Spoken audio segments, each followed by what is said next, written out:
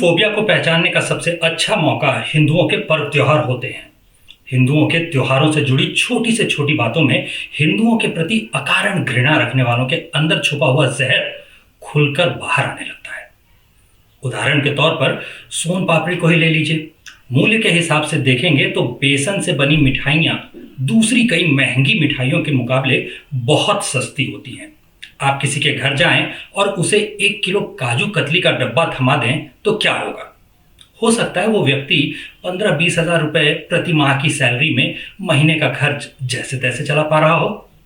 1000 रुपए की मिठाई देने में उसका तो महीने का बजट ही बिगड़ जाएगा। बेसन के लड्डू या सोन पापड़ी जैसी मिठाइयां न हो तो कमजोर आर्थिक स्थिति के लोग अपनी बहनों के घर त्योहारों के अवसर पर कैसे जाएंगे? खाली हाथ। आपका एक छोटा सा चुटकुला जो आपके हिसाब से बिल्कुल निरीह था, उसका 5-10 वर्षों तक इस्तेमाल होता रहा तो परिवारों के आपस में मिलने जुलने पर, जुड़े रहने पर क्या असर होगा ये आपने सोचा नहीं। हीनू जो ठहरे, सोचना आपका काम कहां था? उसके लिए तो हीनुओं ने वोट देकर सरकार चुन दी है। सामाजिक आयोजनों में, मंदिरों में प्रसाद चढ़ाते समय हम लोग इस आर्थिक पक्ष को देखते आए हैं। अधिकांश मंदिरों में जो प्रसाद चढ़ता है उसे देख लीजिए। शिव मंदिरों में प्रसाद में चूड़ा और इलायची दाना जो चढ़ाया जाता है, हमारे आपके घरों में काम करने वाली कोई हाउस हेल्प बिना खर्च की परवाह किए 1 किलो प्रसाद चढ़ा सकती है और जिन 10 घरों में वो काम करने आती है उन सभी में वापस आने पर प्रसाद भी बांट सकती है। उससे कम मूल्य वाली चीजों के बदले मैसूर पाक चढ़ाने की कहने की सोचना नीचता है। पुराने दौर की तीर्थ यात्राओं में जितना समय लगता था उतने समय तक दूध की बनी मिठाइयां बची रहें ऐसा भी मुश्किल होता। विवाह में दोनों पक्ष जो एक दूसरे के घर मिठाई भेजते उसमें लड्डू, खाजा, टिकरी, गाजा जैसी मिठाइयों की प्रधानता इसी वजह से होती थी। विवाह के पूरे आयोजन के बाद यानी 3-4 दिन बाद भी जब पड़ोसियों, रिश्तेदारों को मिठाइयां भिजवाई जाती तो खराब हो गई होंगी ये चिंता नहीं करनी पड़ती थी। मूल्य में इतने अधिक ना हो कि खर्च के लिए कर्ज लेना पड़े और उपयोगिता शून्य न हो। इन दोनों बातों का ध्यान केवल मिठाइयों में ही नहीं रखा जाता, सभी आयोजनों में, सभी पक्षों में देखा जाता है। पारंपरिक रूप से गले में एक जो ये अंगवस्त्र डालना सम्मानित करने का तरीका होता है, 100 रुपए के एक गमछे को खरीद कर ये किया जा सकता है। आपका जो पुष्प गुच्छ है वो इतनी कम कीमत पर आएगा क्या? गमछे की जितना उपयोगी होगा, स्वयं के लिए उपयोगी ना हो तो गमछा जैसे किसी और को दे सकते हैं, वैसे ही आपको मिला हुआ पुष्प गुच्छ, फूलों का गुलदस्ता आप किसी और को दे आते हैं क्या? परंपरागत रूप से भारत में प्रसाद को या उपहारों को कपड़े से ढक कर ले जाने की परंपरा रही है। एक तो रास्ते की धूल मिट्टी से इस तरीके से बचाव हो जाता था, दूसरा कि भीड़ में किसने क्या दिया है ये सार्वजनिक नहीं होता, तीसरा कि पैकिंग पर होने वाला जो अनावश्यक खर्च था वो बच जाता था।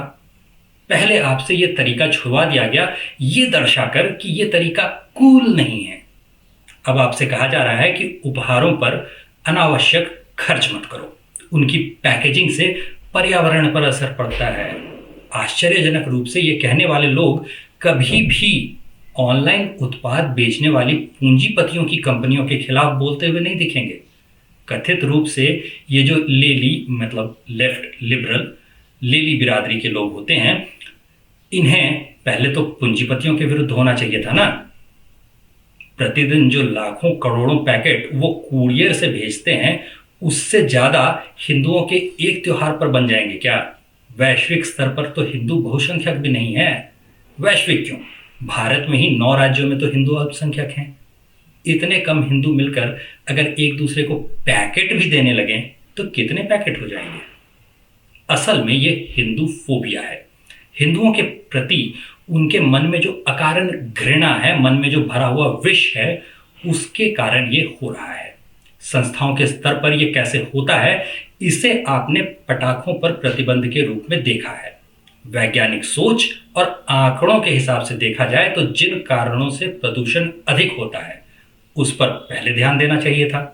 उस स्थिति में सबसे पहले महानगरों में होते निर्माण से उठने वाले धूल इत्यादि की बारी आ जाती। पूंजीपतियों के विरोध की बातें करने वालों को यह पता है कि रियल एस्टेट की लॉबी बहुत शक्तिशाली भी है और धनी भी, इसलिए उनके विरुद्ध नहीं बोला जाएगा। गाड़ियों से निकलने वाले धुएं की, फैक्ट्री से होने वाले पॉल्यूशन की बात होती, लेकिन वो भी पूंजीपतियों के होते हैं। कार की बड़ी बड़ी कंपनियों और फैक्ट्रियों के दिए चंदे से ही तो उनका एनजीओ चलता है, इसलिए उसके विरुद्ध भी वो नहीं बोलेंगे। पराली जलाने से भी प्रदूषण होता है, 30% तक तो पराली जिम्मेदार है। लेकिन दिल्ली में एक तथाकथित आंदोलन में उन्होंने देखा है कि पराली जलाने वालों के विरुद्ध जाने पर भारी हिंसा झेलनी पड़ सकती है। पुलिस पर ट्रैक्टर चढ़ाए जा रहे थे, लाल किले से झंडा उतारा जा रहा था। तो इतनी हिंसा के डर से वहां पर भी वो नहीं बोलेंगे। वो हिंदू फोबिया से ग्रस्त हैं। हिंदुओं के बच्चे पटाखे जलाकर खुश ना हो सकें, इसलिए वो पटाखे प्रतिबंधित कर देंगे। और जो कहीं आपने इसका विरोध कर दिया तो उल्टा आप पर ही असहिष्णुता का अभियोग भी ठोक देंगे। ऐसे छोटे छोटे प्रयासों से हिंदू फोबिक जमातों को लाभ क्या होता है? जब आप इन सबको एक साथ मिलाकर देखेंगे तब आपको इसका परिणाम दिख जाएगा। आपने मिठाइयां लेनी देनी बंद कर दी, चॉकलेट पर उतर आए।